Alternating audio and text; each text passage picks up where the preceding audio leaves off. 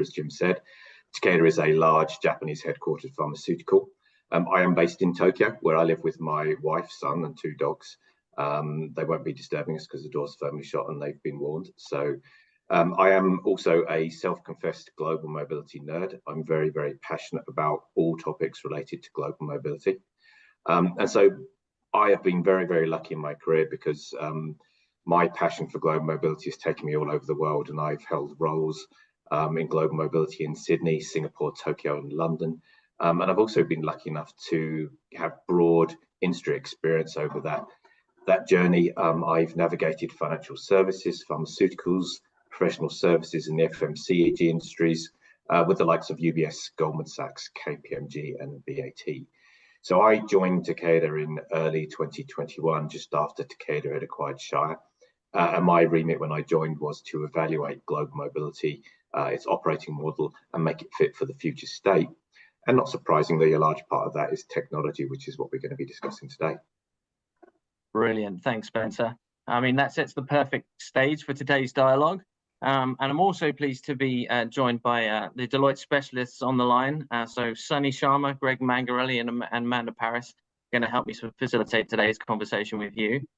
So managing a global workforce definitely, as you kind of started to allude to there, Spencer, sets a complex set of challenges, but leveraging technology is essential for enhancing efficiency, accuracy, and enhancing the overall employee experience. In fact, Deloitte ran their 2023 Global Human Trends Capital Trends report, and an overwhelming 93% of business leaders acknowledged the crucial role that technology plays in improving overall work outcomes. But it was also clear from that survey that only 22% feel prepared to implement those technology solutions. So today's conversation, we certainly hope to help the 78% who aren't ready to implement and obviously provide insights for those 22% who are actively engaged in this journey. So Amanda, let's dive in. Thanks, Jim, and nice to see you, Spencer. It's good to see you live today. I was hoping we could start, you and I have been on a lot of this journey together, and I've had the privilege of teaming with you through some of your evolution. And I was hoping you could start with us today on what your journey has looked like. Why has it been important, and what has led you down this path? You've taken a program, as you said, where you stepped in 2021 that I know was largely manual and analog and made so much progress in the world of digitizing. Set the stage for us for what that journey has looked like. It was a huge blur, if I'm honest with you. We've done so much in a relatively short period of time, and it's been a real roller coaster. I know we're going to touch on all of those pieces as we go through it. What led us down the path? I mean, I think my initial reaction was it was a pure gut instinct, and not just for me, but of everyone that was involved in the program. We would constantly be picking things up and just saying, hey, it would be much more efficient, easier, simpler if we had technology. You've really alluded to it. The program was managed in a very analog way. There was zero technology or digitization underpinning the program. So, a lot of it was very much about gut instinct. There was an element of, we did need to think about it as well and have a good business rationale for bringing technology into the program. So we didn't think, but a lot of it was driven by that gut instinct. We just knew there was a need for it when we used to initiate our vendors using Excel files that were sent, by email. And somebody then had a question about that particular case. It would take a couple of days just to establish what that individual was moving on, what type of package, where they're moving from, where they're moving to, et cetera, before we could even start engaging with the business, just understanding the program. Where do we send people to? What are we sending them on? At a bigger picture, not just at the individual case level, that more strategic understanding the program. It was impossible. It would take 2 or 3 weeks for us to do that for various different reasons. Well, and it's interesting to hear you recap that, because what I'm hearing as an overview is not only digitization, but also engagement and access to data and understanding your program and so many things I know that mobility leaders are looking to achieve that in today's world, technology is able to underpin and drive. To your point about pivoting away from Excel spreadsheets, tell us a little bit about the technologies that you do have in place. What have you moved towards? What decisions did you make as part of the journey? So we implemented a case management system back in November of 2022 with Deloitte support. We did that, and that was the first thing. And we knew what we wanted it to do initially was to essentially replicate some of those processes that we already had using the Excel files. But we also knew we could do more, and that's the thing about the technology. We kind of knew what we wanted to do, perhaps only sort of 6-12 months out, but as we've gone through and sort of understood what the technology can do and what we can add and the benefits we can get from it, we've expanded, and we're still what is it now, nearly 2 years later, we're still implementing elements of the technology, refining what we did initially, etc., etc. The other piece is what I'd call digitization. So it's technology per se, but it's about how do we reach our audience, our clients. That's the HR community and the talent acquisition community. And so we've used a lot of digitization in that respect. And again, some of this stuff because you've helped us, and we've stood up a SharePoint site. We've made it intuitive to get access to information in more real time. But again, that was a real journey just to get to that, because the data that we're now able to communicate and share with the community had to be developed, and we had to create it, etc., etc.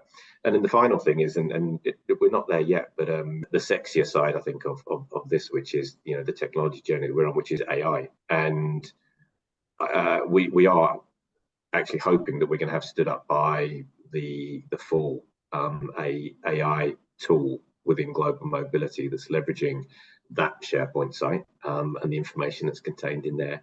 And it's guiding people more real time on the process, what they need to know. So that's a really exciting journey. It's one that we've just started, but again, we'll be sharing a little bit more about that a little bit later on in the conversation. Yeah, amazing. I'm sure that everyone is really excited to hear about AI, and to your point, I know that others want to chime in on that. One more just question before we do move on to some of that more in-depth technology, including AI. Spencer, you made a note that your technology journey is still in process, and there were some things that were obvious to you. There were also some things that you were really intentional in planning about for the rollout of your technology. How did you prepare for your technology journey? I know from teaming and collaborating with you that there were a lot of conversations to be had with stakeholders, and also level setting in terms of the processes and the content that you had. Can you share with us how you selected to narrow in on what you improved before your technology journey, and what was important to you to improve before you did that? Yeah, I think I agree. It's important to kind of take that step back and understand the journey we've been in, or been through, because it gives some context to the technology. So when I joined, like I said, in 2021, the remit was to bring the program up to date. Now, I already mentioned as well that it was I joined just after the acquisition of Shire. So at that point in time, Takeda and HR were going through a transformation. And we had two programs coming together at once. So just for a bit of background, we had something like about 20 different policies out there. Some were just legacy Shire, legacy Takeda. We had country-specific policies. We had Japan-specific policy just for the outbounds from Japan. So we had a lot of complexity there in the sort of policy framework. We had 20 or so different vendors. I think at one point we probably had about 7 or 8 different relocation providers, 4 or 5 different immigration providers. Again, huge amount of complexity there. And we had zero process. It wasn't really documented. So again, the front runner to our SharePoint site and the more intuitive way to navigate information about global mobility was a toolkit, which essentially was a 70-page PowerPoint presentation that took you through how global mobility worked, but it didn't exist before we pulled it together.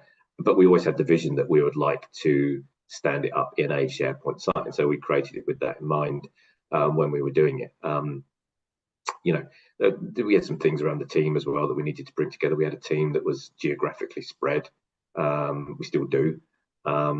a few other things out there as well that we need to do. And obviously technology was missing from the equation as well. And when people say now what is your model, I describe it as a decentralized, centralized, partially outsourced, technology-enabled COEI plus model.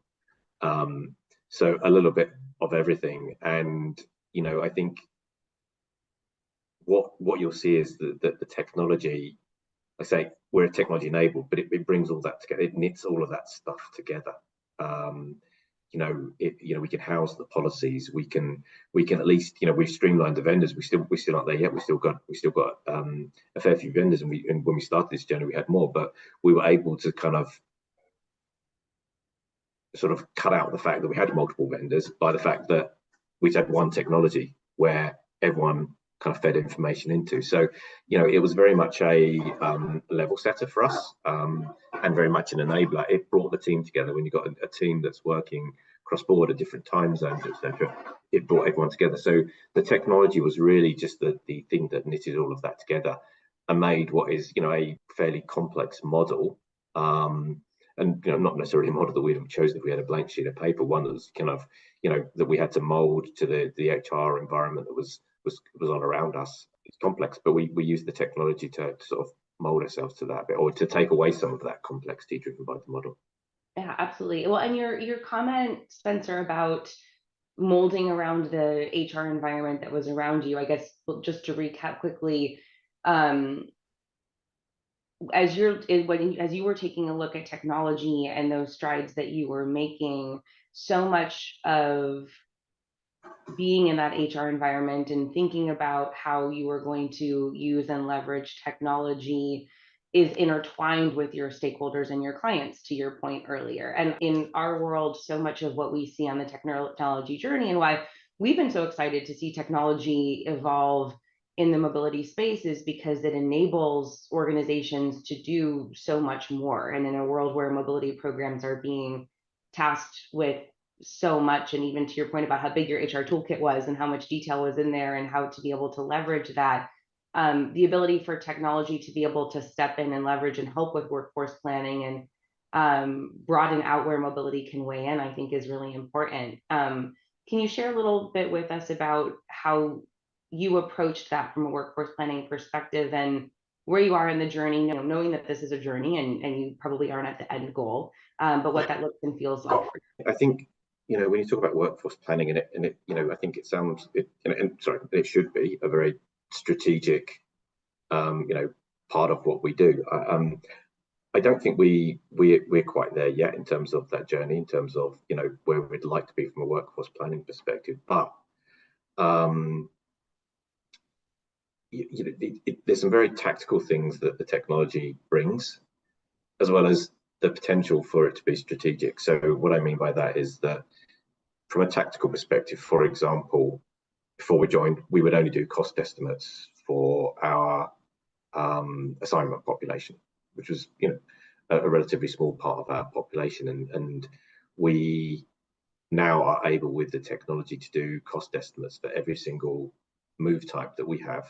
We've enabled the business to do scenario planning. That is an invaluable tool. People didn't know they needed it until they had it, and then forgot what it was like beforehand. So what were they doing before we had the ability to do these cost estimates? So that in itself is an incredibly useful tool for businesses to make a decision around workforce planning, right? So it's been invaluable for our talent acquisition team, for example, when that the hunt for talent is scarce and they're then having to look overseas and bring people in, relocating them.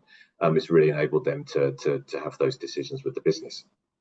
From a strategic perspective, again, we're not quite there yet, right? We're still doing things with the technology, some aspects that we want to implement, but we see an ability for us to really track talent through the technology. Well, I think, Spencer, it's been a great journey to partner with you on in terms of workforce planning, talent and succession planning. You've had these aspirational goals as you've navigated and onboarded into the Takeda organization. And I think as you continue to move forward on this journey, you've identified the opportunity for technology to play a role in some of that, to elevate your team's brand, to be at the table with talent, to really look at how you're deploying your workforce in a strategic manner. And I think that's very much commendable and something that all organizations should strive to do. But keeping along that set, as a mobility leader, and I know you to be very human-centric and focused on that employee experience, you want you and your team to be on the front lines supporting those employees in these, as they cross borders in some form or fashion. How can mobility balance the customization of those interactions with the employee with the expectations of the business to do it in a very thought-provoking but very fast way? In your organization, someone contacts you today and they want something to happen tomorrow. And so how do you balance all of that to help support those stakeholders? One of the objectives all along has been to drive efficiency in how we operate as a team.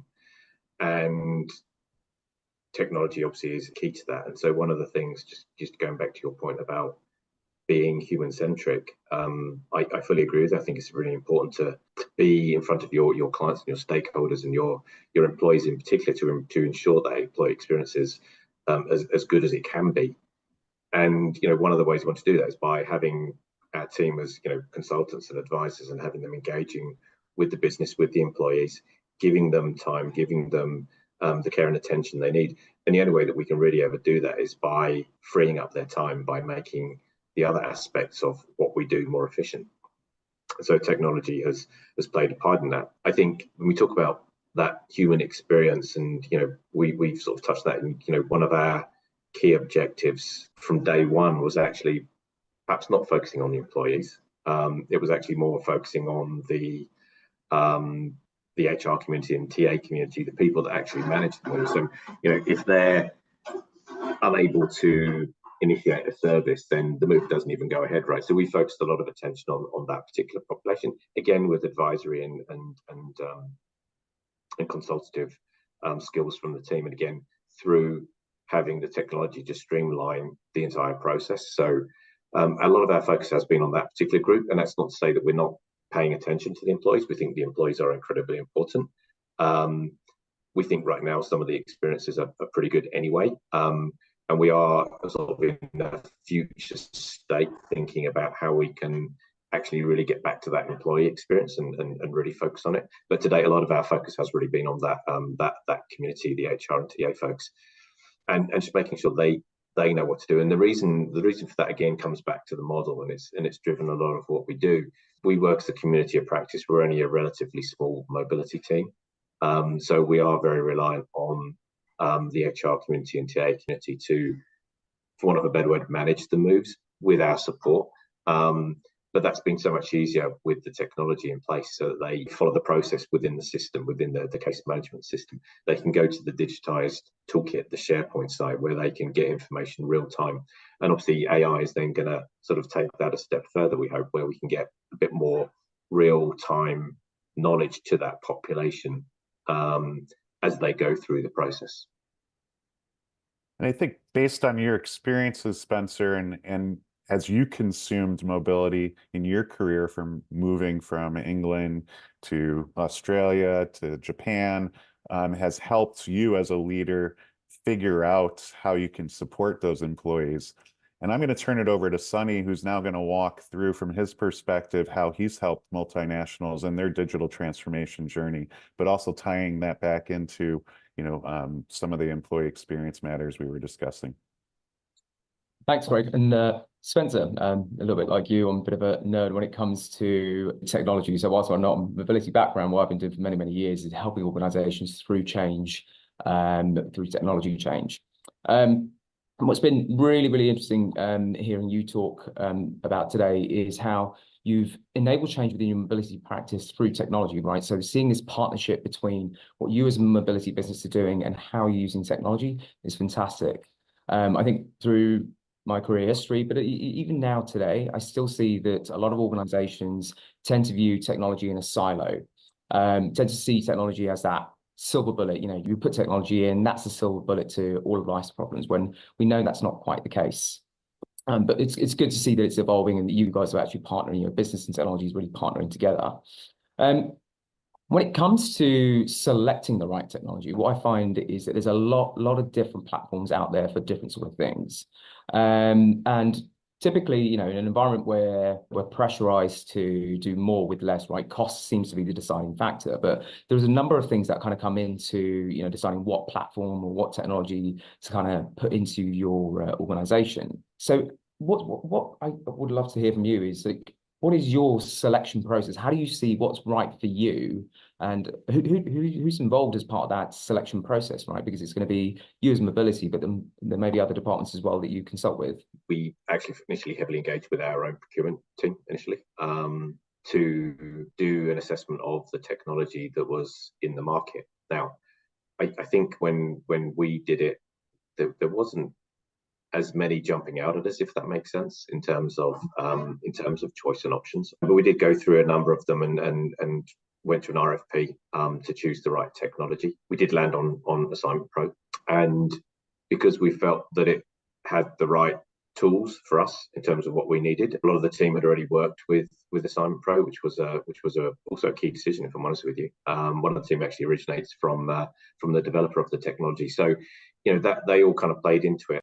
It wasn't necessarily the cheapest, but we felt it was the right one, and we created the right business case to procure it. And we did that as I'm sure you know, with the support of Deloitte in terms of the implementation. So, and that also played a part in it, if I'm honest with you as well, right? Because Deloitte knows us, it knows the way that we work, it knew the bad old ways that we used to work as well. So working with you guys was able to kind of dissect some of that and sort of make that implementation easier. So we purchased that. We, like I say, took a look at the market, decided on what was the right technology for us. We kind of knew what we wanted from it. I think for me personally, I think one of my things is certainly I'm less keen on technology that's with a sort of a provider delivering services. So whether it's your tax provider that's got a relocation management tool, or a relocation provider's got a relocation management tool, I'm sort of less inclined to go with this. I prefer a sort of a technology that's agnostic to the providers, because if something happens with that relationship with the provider, or they can't deliver services anymore, then you've got a problem with your technology as well. And the technology plays such a key part, which was why, for me, keeping that technology agnostic was quite important. And when it comes to the sort of the digital tools that we use, our SharePoint site, which again, that was something that we utilized in house, but we did get support from Deloitte to build it, to make it look and feel the way it does, and some of the tools that we're integrating into that SharePoint site as well. And then from an AI perspective, interestingly, we worked closely. I know we're going to talk about this in a bit, but we did work closely with our HR technology team initially, really to kind of map out what our needs were. They then involved us in their RFP for a broader HR AI technology.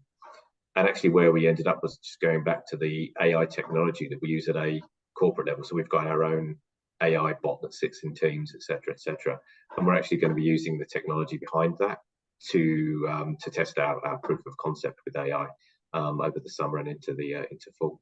That's really interesting, because what I'm hearing here is that you've got a really methodical sort of process in selecting the technology, from outlining your requirements, creating a business case, getting procurement engaged, and selecting a platform that meets a number of criteria, not just cost. But then when it comes to something like AI, it sounds like you're integrating existing capabilities. So I guess you're happy to build on stuff that you have and buy where it's required. So you've got a mixed sort of approach when it comes to build versus buy. So when it comes to AI, would love to know what you guys are going to do and what's in your roadmap around that. So Takeda really wants to embrace technology, in particular AI.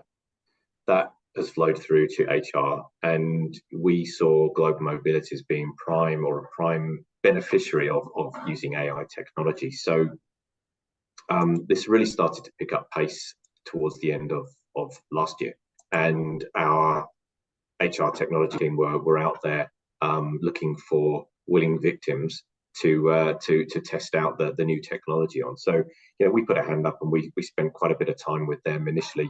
We sat down as a team, and we sort of came up with use cases for how AI would support us and how it would help.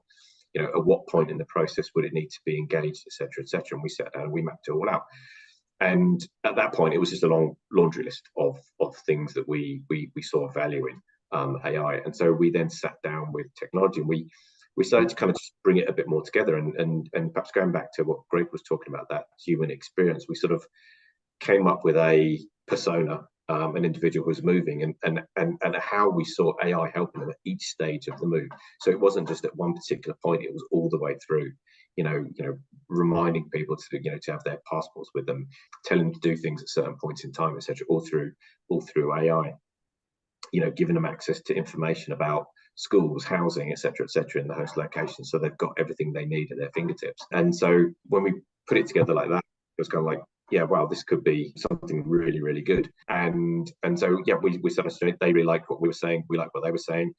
And I'm the first to admit I don't really fully understand the AI technology and everything behind it. I'm getting to understand more about it, but it's still way beyond me. But we started that, and then they sort of said, okay, fine, well, look, we'll use global mobility as a test case in the RFP, and we'll leverage some of these tools that you've created already. Spencer, I had a question. If I don't mind, just jump in on this, because AI is almost certainly something that I think that the people viewing today are going to have piqued their interest, most definitely. And you're alluding to something that I think you could probably help them with, which is, when it comes to AI, it's almost the solution for everything, right? Oh, AI will solve, AI will solve, AI will solve. And of course, once you dive in and you start brainstorming about what AI can do or not do, or what it would take to actually do what you want it to do, suddenly it becomes quite challenging, certainly at this point in time.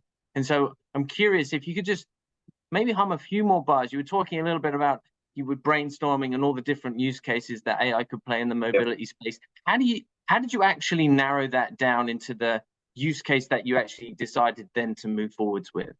So the first thing is, I think you're absolutely right. You got to keep grounded as you go through this process, because what is possible eventually, it's probably possible now, right? But it's not within the parameters of what we've got. But it's just fantastic. So you've got to stay fairly grounded and be very realistic about what your technology is going to do initially. So yeah, look, the way that we ended up looking at it, we realized as we sort of went through and kind of had this long laundry list and kind of slightly made it more sort of solid, for want of a better word, we kind of broke essentially our global mobility process down into bite-sized chunks.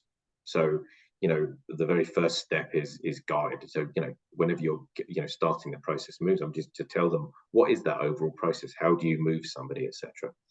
And then there's little bite-sized pieces of the process all the way through, and that's how we did it. And so we then started to talk about, here's an example of how AI could help here, and here's the very basic example, and here's what it could do at some stage in the future. So one of the things we talked about was immigration as an example, where we talked about how right now the technology might just tell somebody, say, hey, look, you need a lead time on visas. It can take 3 to 6 months to get a visa.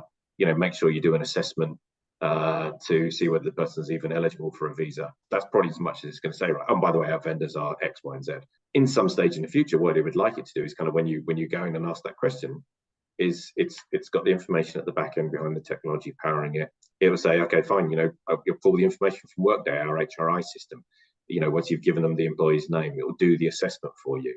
It will tell you how long it's going to take. You'll be able to ask it questions about, are there any restrictions? Is it only for a certain period of time, the visa, et cetera, et cetera. So, we see it. Immigration is a good one for seeing where we see that evolution of AI.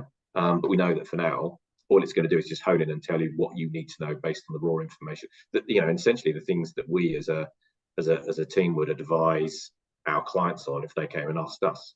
So it's kind of replicating us. But like I say, we just need to be sort of grounded around this to make sure that people aren't getting carried away and think that AI all of a sudden is just going to go off and lodge an application for you and get the visa at the click of a button. So yeah, does that answer the question? It does, most definitely. I mean, and Spencer, I think you kind of said this a little bit earlier, right? And I think it applies as much to AI as it does to technology generally in the mobility space, which is it helps solve for some of the more repetitive tasks that need to get done. But what it actually does is it frees up your time, it frees up the mobility's time to add better quality to that interaction with the business, with the individuals themselves, more strategic thinking about what you're actually trying to achieve rather than just trying to facilitate delivering and moving somebody from A to B. That technology is helping to really smooth that process and take some of the lumps and bumps out. And I think, hopefully AI will definitely sort of continue to enhance that process and maybe accelerate some of the sort of the timing challenges that we still can experience today. But with that said, when you think about your technology journey, and maybe if I may, if you're able to think, maybe even as far ahead as the world of 2030, what do you think's next for you and Takeda's digital journey in the mobility space? What's next? Yeah, I mean, it's a good question. I mean, I think AI clearly is next. I mean, certainly, and I'm not a technologist, so that's as far as I can see at the moment is AI. And I'll perhaps come back to that because I think there's also, because AI is the sort of the sexy part of technology, but I think we still need to do some things so we're still on our journey with our case management tool and with our, digitization of the tools around global mobility. So we still got to continue to do that, because if they're not in place, the AI won't work either. You kind of need both of them in play before you can actually bring the AI. But again, I think it's this vision of AI, that example I gave you of immigration, where ideally what we'd like it to do is almost do it all for you, right? You explain what you need and it goes and does it for you. But in fact, you don't actually need to explain what you need. You just tell them what you're trying to achieve, and it'll tell you what you need to do, and then it'll go and do it for you. So that's kind of really where we'd like to take it. But again, having to reel it back a little bit, whilst we'd like it to be integrated through every single of those little bite-sized steps in our process, we're taking it bit by bit. And for now, it's that, okay, how do we make it a little bit easier for somebody to understand what needs to be done around immigration when they're moving somebody? That's the piece we'll start with, and then we'll iterate from there and evolve with the technology. It almost kind of blows my mind a little bit when I start to think about how a technology can interject at the right point in time and then actually do all of these things for you. When you start to think about it, really for me, again, I'm not that way inclined. I'm not a technologist, but it just blows my mind of what the capability of these technologies are from that perspective. Yeah, I think you're right, and I think you've clearly described the journey that you've been on. I'm curious for the panel, maybe Amanda or Greg, what you've seen as as you've been on this journey with Takeda and with Spencer, and maybe aligning it with some of the other observations you have in the industry about the technology journey our clients are going on. Yeah, it's such a good question, Jim, and I'll maybe talk about AI first, because I loved the way that you phrased your process, Spencer, and going through the employee experience for identifying the areas where AI can help, because I think that is a large question that's still looming. If there are so many possibilities, to Jim's point, where do you narrow in, and how do you identify where the greatest impact is, and what's the most feasible? It's interesting because I think that as we take a look at the opportunities for generative AI and have these conversations, there's the employee experience lens, and then to your point about immigration, there's the program lens, and taking a look at how can you create opportunities for intelligent Q&A, or reviewing policies for questions, or customizing experiences for ticketing triages, providing strategic data insights, all of these things that I know you've considered throughout your process and roadmap too. And it's not to say that there is a right answer, quote unquote. I think that there's a lot of conversation to be had about what is the most urgent, what does create the most space for your team, where are the largest challenges that you're experiencing, and culturally, what are the expectations that an organization is looking to go down.